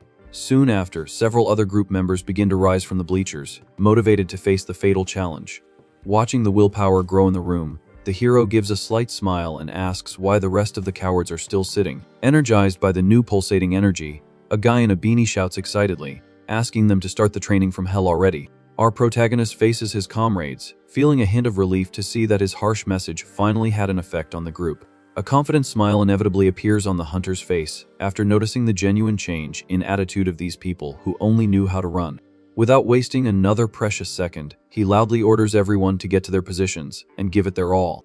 While the gym focuses on physical improvement, the distant scene at the central warehouse is revealed, bathed in red with dozens of mutilated bodies. Among the huge pools of dark blood, a player's trembling hand tries to grab the rubble in a last, pathetic effort for salvation. A gigantic creature made of pure muscle tissue pulsates horribly, as a survivor murmurs in shock that 60 fighters were wiped out. Before the poor guy can lament the disaster any further, a disgusting flesh tentacle wraps around his leg, yanking him violently across the asphalt. The man screams furiously as he's mercilessly dragged to his end, realizing with hatred that this was all a fatal trap from the beginning. Desperate and crying in panic, he cries out to the heavens that no strategy works here against an abomination of this caliber. With a final, broken murmur of terror, the victim quickly disappears into the darkness, dragged into the giant beast's hungry interior. The endless Metaber tentacles continue to writhe frantically around the storage building, thirsty to shred fresh player meat. Far from that disgusting slaughterhouse, the hurried footsteps of someone running desperately echo,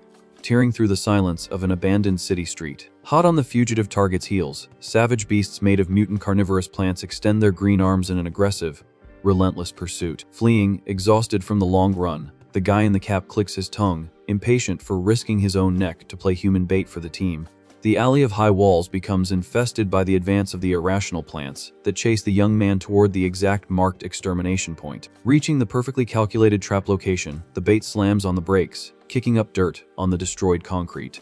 He turns his face, staring at the sharp leaves just inches from tearing his flesh, but without flinching a single millimeter in the face of the green danger.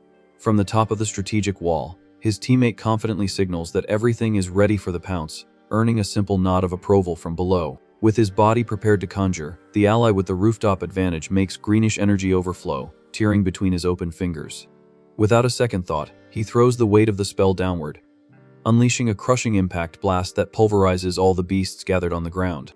Walking relieved among the remains of the dead monstrous flora, the duo confirms they have wiped out all the pests in that sector. The two partners fist bump, satisfied with their absolute success, and for having met their daily quota without any casualties. Back in the comfort of their makeshift base, Dan Yoon makes the group proud, announcing that everyone has acquired the coveted level 3 in body and level 4 in hunting. Celebrating with the entire gym, the ex-player announces with a puffed chest that tomorrow they will attack the central facility for good, as the surrounding food has run out.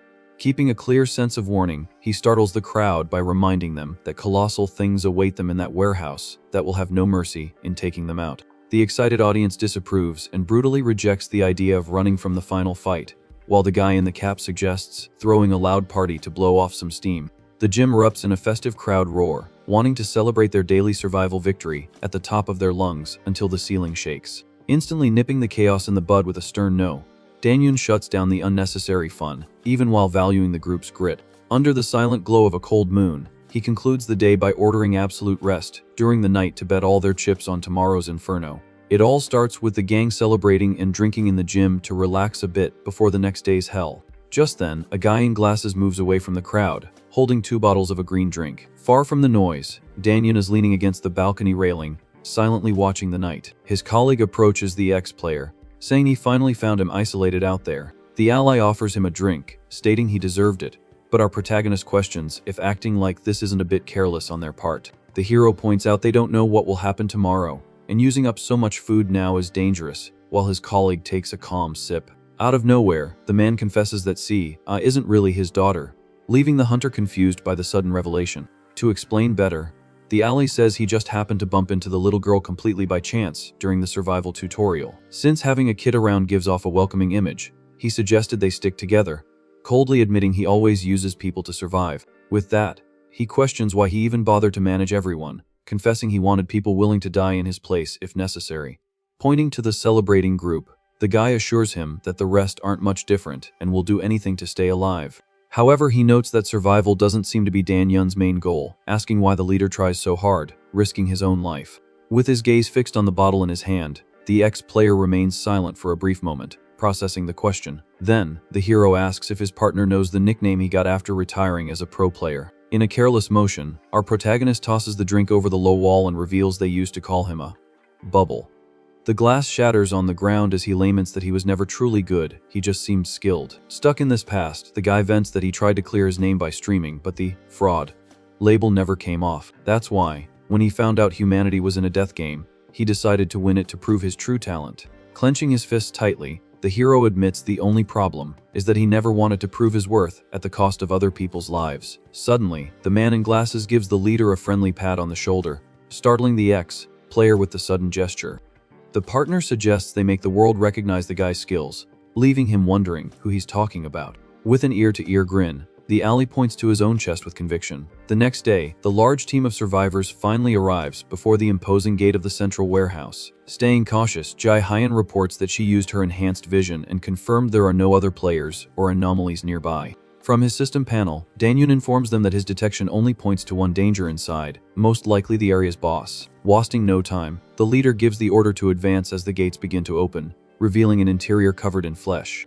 Staring at the disgusting corridor, the group complains about the rotten smell, while our protagonist asks them to light the way. Within the first few steps inside, one of the guys steps on a strange, slimy surface. Immediately, the slippery floor takes its toll, causing the guy in the yellow beanie to fall flat on his back. Sitting on the macabre ground, he groans in pain from the unexpected fall. Summoning a sphere of light in his hand, the survivor angrily questions why this floor is so hard to walk on. As the light pushes back the darkness, it reveals dozens of human corpses fused into the fleshy structure of the floor. The guy's eyes widen in absolute terror as he realizes what he was stepping on. Unable to contain himself, he lets out a piercing scream of pure horror. Awakened by the noise, a giant demonic eye opens in the monstrous structure above the team. With the boss revealed, one of the allies shouts, pointing out the threat and ordering the assault team to charge. Quickly, the frontline fighters get into their stances, planting their feet firmly on the bizarre surface. However, a skeletal hand brutally erupts from within the flesh on the floor. In a matter of seconds, humanoid creatures made of plants emerge from the floor, taking the group completely by surprise. The monsters grab one of the support members by the neck, causing panic as someone yells that the rear guard is under attack. Completely surrounded by the anomalies, a man calls out to the leader for help, desperate at the absurd number of enemies. Danyun realizes the monsters spawned directly from the floor, which explains why his skills didn't detect the ambush. To try and contain the beast's advance, Jai Hyan fires several pink energy arrows, defending the most exposed allies. Keeping her cool, the archer tells the leader to call out a new battle formation, so no one gets taken down there.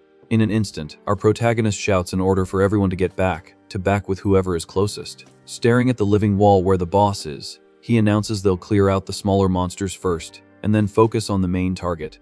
With his brute strength, Helgen lands a crushing punch that shatters the chest of one of the green creatures. Taking advantage of the opening on the field, the leader slices another monster with ease using his glowing sword. From up high, the archer leaps and fires a continuous barrage of magic arrows. The projectiles sink deep into the body of one of the anomalies, dropping it instantly. As soon as she lands safely, the marksman notices a bizarre detail happening beside her. Confused, she watches the corpse of the slain monster get quickly sucked into the floor's slime. From a distance, the ex-player notices that the beast's bodies are being dragged by a disgusting current to a specific point. The boss's large, fleshy mass begins to devour the mortal remains, pulling everything into its own core. The cocoons scattered across the monstrous roots begin to pulse intensely, leaving the girl in shock. The entire ceiling lights up with an absurd number of demonic eggs, ready to hatch. The archer deduces that the villain is recycling the corpses as nutrients to hatch the eggs endlessly. She asks the two closest fighters if they also notice the mechanism, receiving a quick confirmation from the leader. Changing tactics on the spot,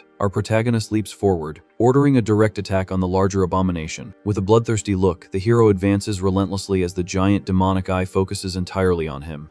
In the midst of the carnage, one of the survivors panics completely and starts whimpering in terror. The battlefield descends into absolute chaos, with allies trying to hold back the infinite horde.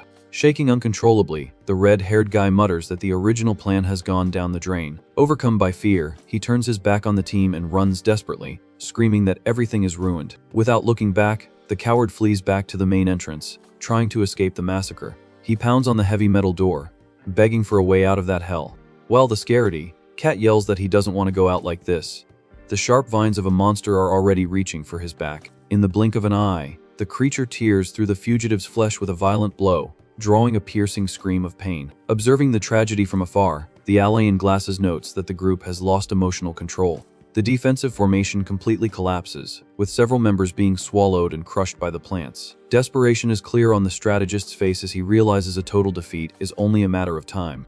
Above the noise of the fighting, he alerts Danyun that they need to annihilate the boss as quickly as possible to stand a chance. But the giant beast doesn't just stand there, and starts violently whipping its enormous tentacles across the hall. As the main target, our protagonist is forced to retreat mid-air to dodge the crushing impact. However, a swift movement hits the ex-player's arm dead on with a brutal shockwave. The sword strikes the tentacle squarely, but our protagonist realizes with frustration that the beast's hide is too tough to even get a scratch. Just then, a second appendage whips out and grabs the ex-player by the waist, trapping him tightly in mid-air. Seeing their leader captured, the strategist and Jai Hyan scream his name in pure desperation. Without hesitation, Helgen concentrates intense energy in his fist and charges forward furiously to help.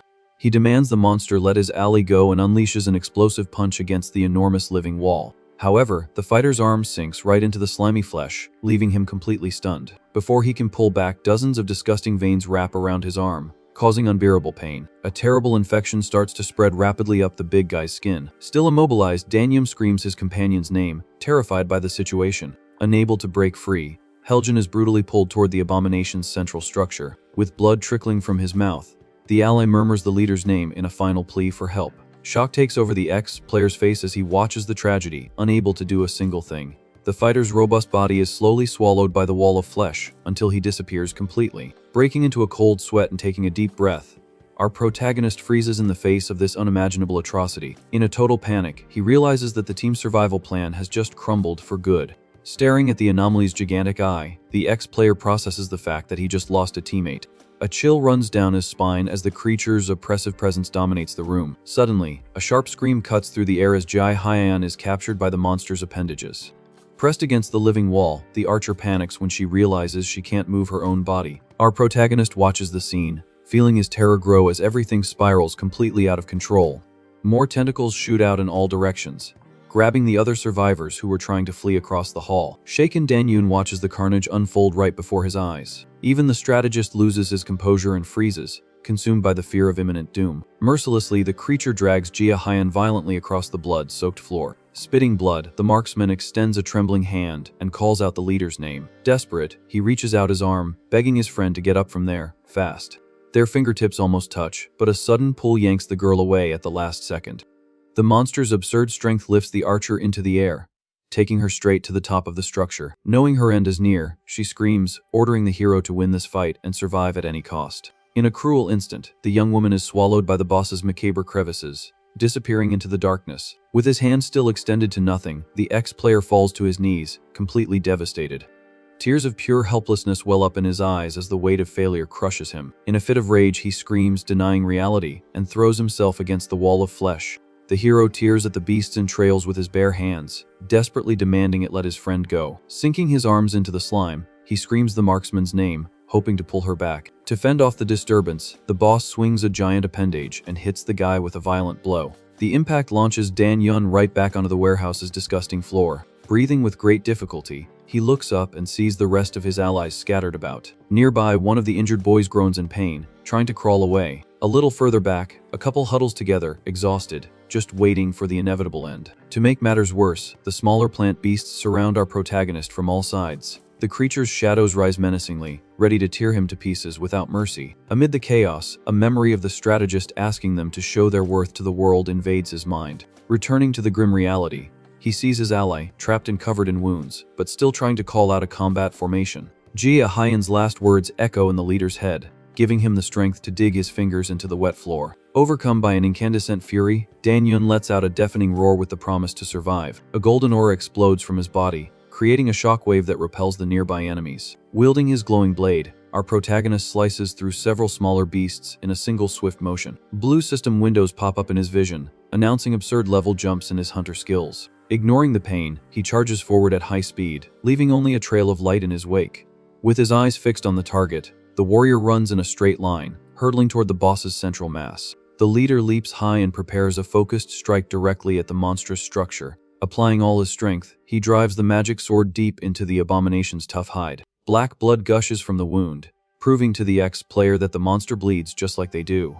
Ripping the weapon out brutally, he swears the creature will spill enough blood to pay for his team's end. Another panel notification appears, informing him that his class has just leveled up again. Down below, the disgusting floor is now covered with the severed pieces of the plant horde. As soon as he lands, the guy pants, muttering that all these system levels don't matter now.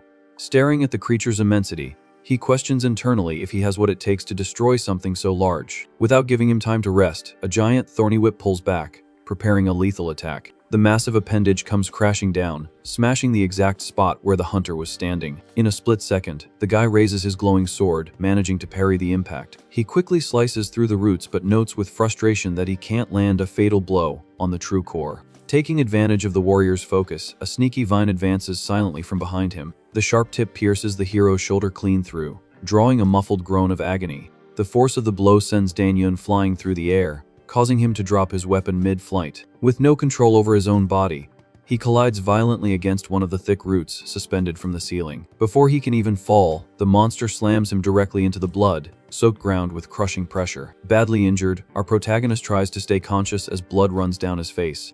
Gathering what little strength he has left, the young man tries to get up, but soon notices the smaller beasts approaching. The horde advances at once and starts beating on the hunter, who takes the blows unable to defend himself. Trapped in an endless cycle, he laments that retreating attracts the smaller monsters, but attacking the boss has no practical effect. As he takes a direct punch to the face, a dark voice echoes in his mind, telling him to just give up. Kneeling, defeated before the Great Red Eye, the leader hears that he has completely failed the stage's mission. The strategist's broken glasses rest in a pool of blood, sealing the cruel reality that there's no one left to save him. The sinister voice continues to echo in his mind, warning that continuing this fight will only lead to more suffering.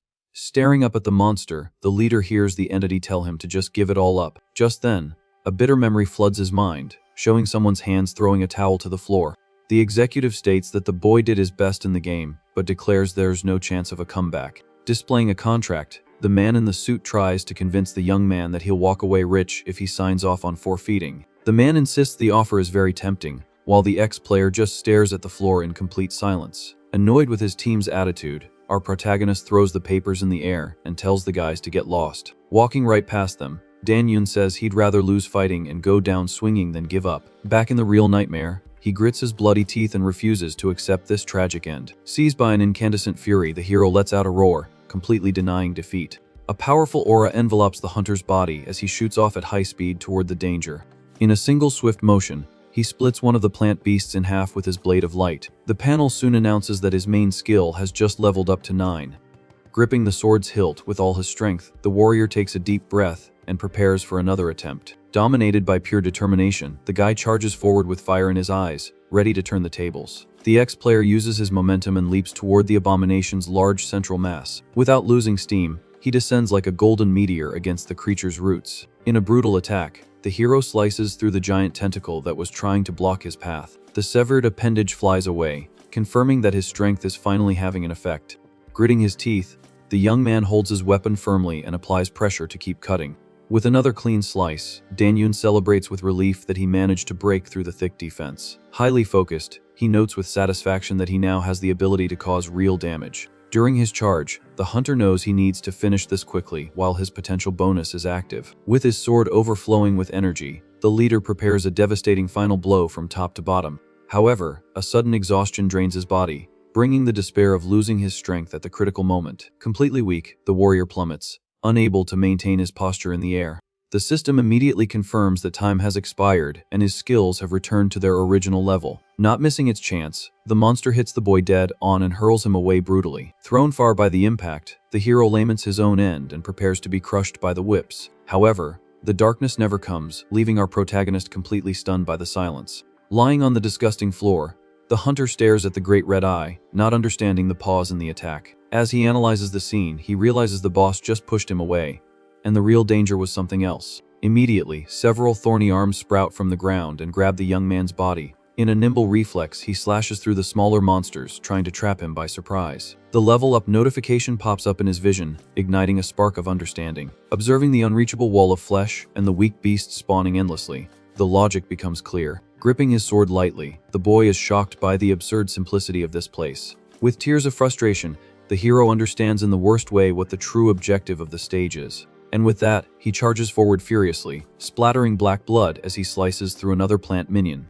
Without hesitation, Dan-yoon destroys every smaller abomination that dares to sprout in front of him. The blue screen reappears, coldly informing him that the mission will end in exactly 5 minutes. Facing an absurd mountain of enemy corpses, the leader focuses only on surviving this last push. Using the last remnants of his strength, he leaps toward another fresh group. The impact of his dive kicks up pieces of roots and stained earth all over the arena.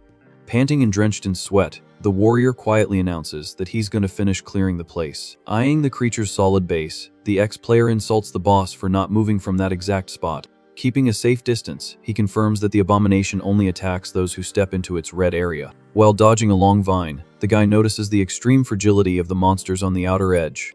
With another lethal blow in the shadows, the boy validates that his base level can handle the job effortlessly. Cornered by the hordes, the leader concludes there is only one viable solution to ensure victory. With that, Dan-yoon overloads his hunter ability, unlocking all its hidden potential at once. Immediately, a glowing notification displays a spinning die to indicate the sudden technical boost. A massive surge of energy raises the protagonist's level straight to 36. A colossal column of power erupts from the ground, disintegrating any nearby enemy. After the blinding flash, the hero remains standing, his hands dripping his own blood, his posture fragile. The audible alert warns that his stamina has dropped to 1% and his end is approaching fast without rest. Unable to stay on his feet, he collapses to his knees as the panel celebrates his max score for the survival phase. Coughing up a lot of blood, the young man receives 4,000 coins and the new, indomitable will, passive. Suddenly, an unbearable pain hits the hunter's chest, drawing a sharp, dry scream. The guy clutches his clothes in a violent spasm, blaming himself for being so slow this whole time. His strength gives out completely, and the merciless system declares it's the end of the line due to total body exhaustion. The boy's bloodied flesh begins to turn into cosmic dust, slowly erasing his existence there. In that exact instant, a goddess appears out of nowhere, catches his body, and tosses a glowing object upward. The new deity scoffs, laughing at his failure, while the hero tries to process what he's seeing in his final seconds. With a quick snap, she catches the heavy chip that just spun in the air, illuminating the dark place. The woman teases, reminding the boy that he ignored her warning and chose to get beaten up in the worst way possible. Winking cheekily, the guardian says she decided to postpone his end, so she wouldn't lose her new entertainment. The hunter's eyes widen in astonishment as he recognizes the Hykestra life symbol up close. A divine light restores the young man's cells, an alert notifies him of a forced transfer to Stella's temple. With a sadistic attitude, the entity says goodbye, treating Dan Yun like a simple toy, and warns him about the main event. An immense beam of light erupts from the destroyed roof of the failed warehouse, tearing through the mist toward the clouds. This continuous energy rips through the vastness of dark space, cutting across the immensity of galaxies in the blink of an eye. The aggressive warehouse setting soon gives way to a lavish golden and completely untouched gambling hall. The luxurious details of a gigantic crystal chandelier decorate the ceiling of the new and mysterious, silent location. A pile of chips rests on the pristine card table, officially marking the start of the next phase. Plummeting from the ceiling, Dan Yun is confused to land in a casino and wonders if this is already the fifth, team-focused stage. Right next to him, another guy named Sun Pil Juface plants onto a roulette table, groaning in pain. But the sound of something else falling grabs his attention right away. Super excited, the guy realizes it's raining coins and immediately starts scooping them up from the floor. A true golden fortune plummets from above without stopping. Just then, several other survivors fall into the place, completely disoriented by the bizarre situation. Watching the commotion, Pil Ju notices that everyone is being gathered at this exact spot. Suddenly, a flashy goddess appears, laughing, and welcomes her new little playthings. Full of energy, she introduces herself as Stella, the master of this place and the deity of gambling. Wasting no time, the guardian announces that from now on, they're going to train like crazy to get strong for the main round. Pil Ju is shocked to realize that all this madness wasn't even the main event yet.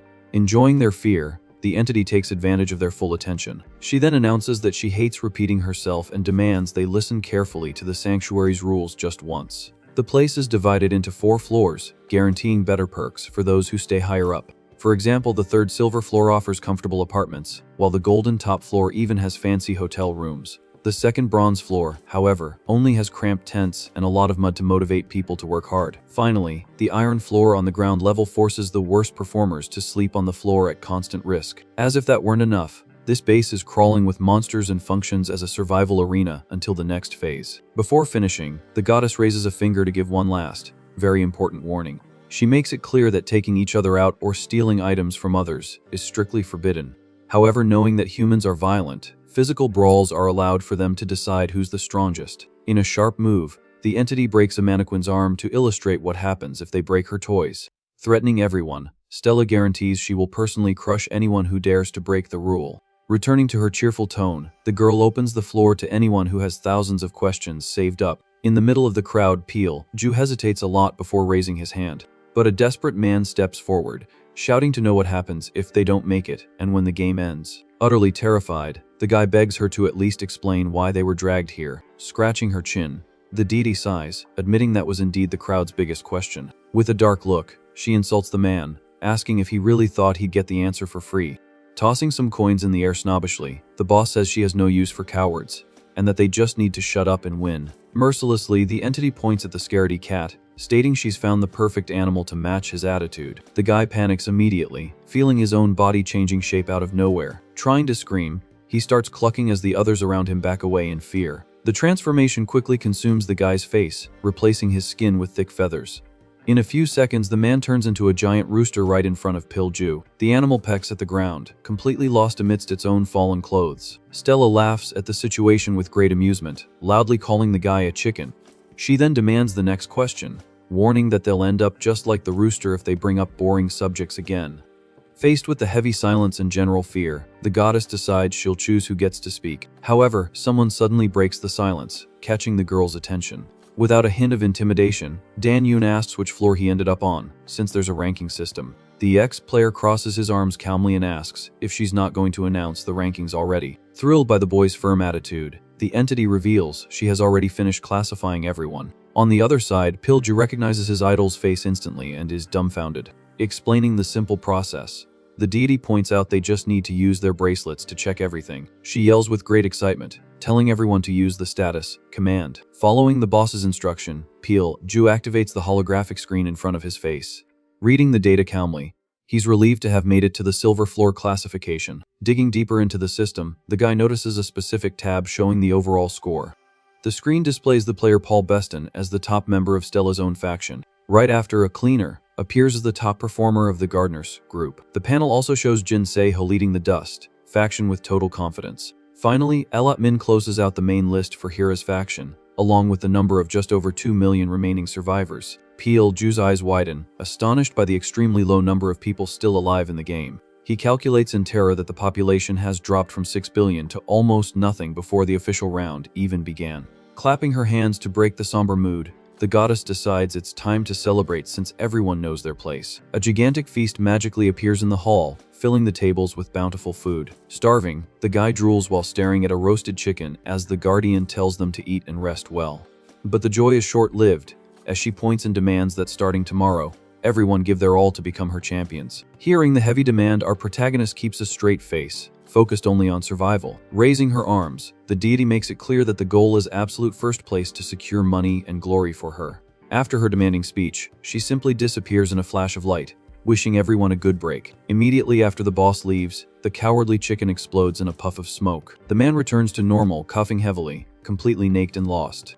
One of the players sighs with indignation, thinking they're just going to keep running through the game without understanding anything. But most ignore the confusion and attack the food, desperate to eat real meat after so much chaos. With no interest in the party, Dan-yeon turns his back on the tables and decides to leave. Just then, Pilju runs after him and grabs the hunter's shoulder quite recklessly. The fan tries to confirm the ex-player's name but gets a death glare in immediate response. Without a second thought, the hero grabs and brutally twists the guy's wrist to break free. From the impact of the defense, the guy in glasses is shoved backward, feeling a lot of pain instantly. Our protagonist coldly warns that next time, the fellow shouldn't even look him in the face. Desperate to fix the misunderstanding, Pilju begs him to wait and says, "I'm your brother." But the warrior just ignores the nonsense and continues walking down the hall, while the guy coughs on the floor. As he processes what the fellow just said, Dan-yeon stops mid-stride, completely baffled by the sudden familiarity. Finally recognizing the guy, Dan-yeon asks if that's really son Pilju. A bit sheepishly, the guy gives a nervous chuckle and confirms it's been a long time. A memory immediately surfaces, revealing their past on a gaming team. Back then, a very excited Pilju would sit in his gaming chair, calling Dan-yeon Captain.